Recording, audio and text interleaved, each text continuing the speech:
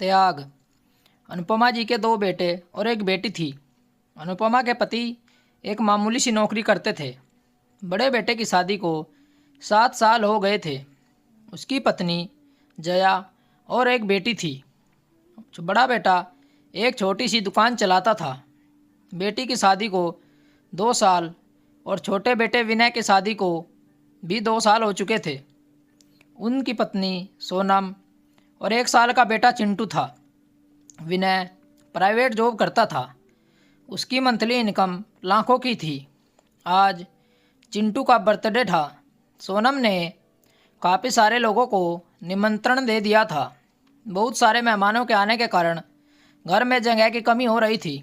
अनुपमा और जया बड़े ही शांति और धर्म से लोगों के स्वागत में लगी थी ताकि मेहमानों को कोई तकलीफ़ ना हो।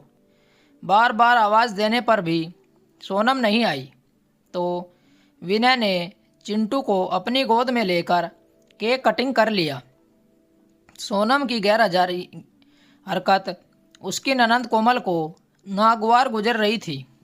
कोमल मौके की नज़ाकत को देखकर चुप बैठी थी। वहीं सोनम लोगों के साथ दिखावा और अपने पति की कमाई का रौब दिखाने में व्यस्त थी।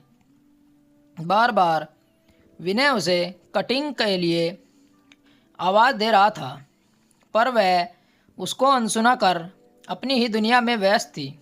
सास अनुपमा सोनम को रसोई में ले गई और कहा, छोटी बहू, इतने सारे लोगों को निमंत्रण देने की क्या ज़रूरत थी?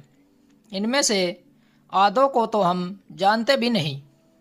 बड़ी बहू भी अपने बच्चों का जन्मदिन मनाती है पर वह तो बस पड़ोस और सगे संबंधियों को बुलाती है। सोनम आंखें चढ़ाकर कटाक्ष के अंदाज में कहती है, जिसकी जितनी कमाई होती है वह पैसे खर्च भी उसी हिसाब से करते हैं। जेठ जी की मामूली सी कमाई में जेठानी जी क्या ऐसा सेलिब्रेशन कर सकती हैं? जिसकी जितनी कमाई उसमें इतनी खुशियाँ मनाई। कोमल मेहमानों को सर्व करने के लिए कोल्ड ड्रिंक लेने रसोई में आती है और छोटी भाभी की बातें सुनकर कहती है, सही कहा भाभी, अपने बड़े भैया भाभी ने भी यही सोचा होता। अपनी कमाई से अपनी खुशियाँ मनाई होती तो आज हम छोटे भाई बहन कभी ना बने होते। उन्होंने तो अपनी सारी कमाई हम भाई बहन की खुशियों पर खर्च कर दिया। अच्छी कमाई होने के बावजूद भी उन दोनों ने अपनी और अपने बच्चों की खुशियों के साथ समझौता किया। तब तक विनय भी रसोई में पहुंच चुका था। उसने कहा, सोनम, क्या बहकी बातें कर रही हो? आज जिस कमाई से खुशियां मनाने की बात कर रही हो वह बड़े भैया और भाभी की देन है।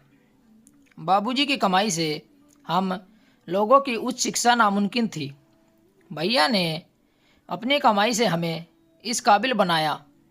भाभी ने भी भरपूर सहयोग दिया। जब से मैंने कमाना शुरू किया है कभी भी घर खर्च के लिए एक भी पैसा ना भैया ने मांगा और ना ही मैं दे पाया। तुम्हारे फालतू के खर्चे ही पूरे नहीं पड़ते। उन लोगों की त्याग की तुलना तुम अपने स्वार्थ से कर रही हो। सोनम ने कहा। हाथ जोड़कर अपनी गलती की सबसे माफ़ी मांगने लगी और कहा, इस बात का जिक्र जेठ और जेठानी जी से ना करें। जेठानी जी मुझे छोटी बहन की तरह प्यार करती हैं। सच जानकर उनके विश्वास को ठेस पहुंचेगी और हमारा परिवार बिखर जाएगा। तीनों ने उससे वादा लिया कि वह कभी भी इस तरह का ख्याल अपने मन और जुबान पर नहीं लेगी। सोनम के सच्चे मन के पश्चाताप को देखकर उन लोगों ने भी परिवार की शांति बनाए रखने के लिए इन बातों को जिक्र भैया भाभी से ना करने का वादा किया और खुशी खुशी सेलिब्रेशन में लग गई। दोस्तों, आपको हमारी कहानी कैसी लगी कमेंट करके हमें ज़रूर बताएं और चैनल को सब्सक्राइब करना न भूलें। मिलते हैं आपसे एक और अच्छी कहानी के साथ। कहानी सुनने के लिए आप लोगों का धन्यवाद। राम राम दोस्तों।